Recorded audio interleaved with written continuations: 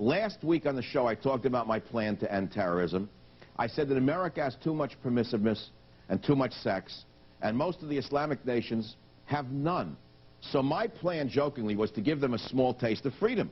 I suggested dropping bottles of booze like this, pan to the bottles of booze like this, over the Islamic nations, right, and playboys, drop them from airplanes over the Islamic nations. Just think of what would happen if a guy is in the desert saying, Jihad, Jihad, and a bottle of this comes down. Manna from heaven, and then he opens up one of these. Then maybe he would stop wanting to kill and waiting for the virgins in the next world. Maybe he'd get serious about this world. But there is a more serious issue here, and that's the unreality that these magazines present. I'm opposed to this unrealistic, idealized version of the female form.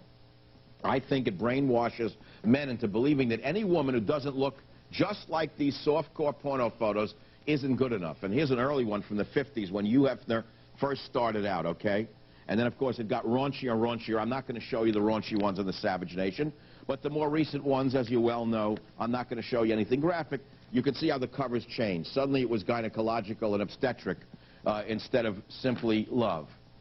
I also think these magazines make women feel inadequate and unable to compete with the images they see. It intimidates them. It intimidates men.